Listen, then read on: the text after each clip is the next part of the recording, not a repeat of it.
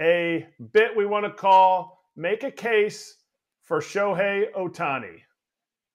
For the Cubs to sign in my opinion, should have been the Player's Choice Player of the Year. Yes, I know he's not going to pitch next year. Yes, there's concerns behind the second Tommy John recovery, but make a case for the Cubs to sign Shohei Ohtani.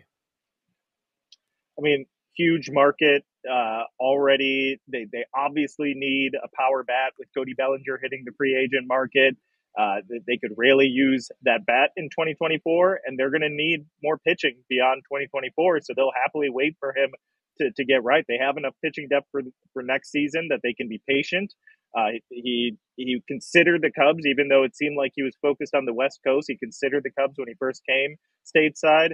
I mean, the Cubs, great fan base, great ballpark, long history. I think the case is pretty easy to make.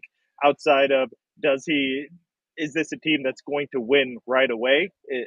Does he believe that? I think that's probably where you have to really push him, really sell him on the fact that there's a lot of young talent with a solid core with Dansby Swanson, Nico Horner, Ian Happ, Justin Steele, Seiya Suzuki. There's talent here. They need a superstar, and who better than Shohei Ohtani? Is there enough of a farm system? For because Shohei's looking for 10 to 15-year contract. Yeah. Their farm system is ranked pretty much top 5 by most publications. Some of them have them top 3. The question probably that most people have is what type of impact talent do they have at the top of the farm? Pete Crow Armstrong, Cade Horton are pretty consistently top 25, top 30 guys now. Then you look at upside guys like Kevin Alcantara, Matt Shaw was drafted this past summer and just tore apart the minors. There's some really interesting talent. Owen Casey hits mammoth home runs, some of the best exit velocity in the minor leagues. As far as when we talk about prospects, it's all questions for me. Until you come up and prove it, it's really hard to know. There's very few Julio Rodriguez's that come up right away and just become MVP candidates. I'm not sure if the Cubs have that guy, but they have plenty of talent, and they can, at minimum, they can use these guys to add current talent that can impact the team. I believe that a guy like Pete Crow Armstrong or Cade Horton, they're not going to trade those guys. They want them to be a part of the future and maybe even the present in 2024. All right, well, this one's directed directly to you. Shohei Ohtani just texted me, and he said, is the media going to ask me a lot of questions? Because when I was in Anaheim, I never really had to do much. I'd like to ask him plenty of questions. If he's unwilling to chat, then hey, I get it. But I'm going to try and do my job and talk to these guys as much as I can.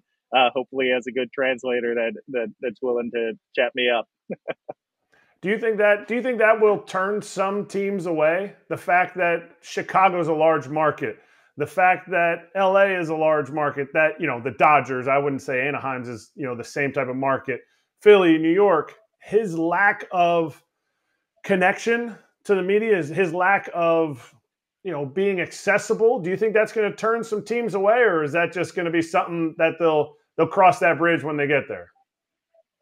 Yeah, I'm not sure if a front office will consider that. And frankly, when guys, a lot of Boston people have come to Chicago, right? And they tell us that they prefer Chicago media to Boston media because we're not as harsh as the Boston media. I don't know if that's a compliment or not. Maybe we should be harsher. Yeah, is it obviously would love if guys are accessible and want to talk all the time, but it isn't the type of media market that's going to bang down his door and demand that he speaks at all times.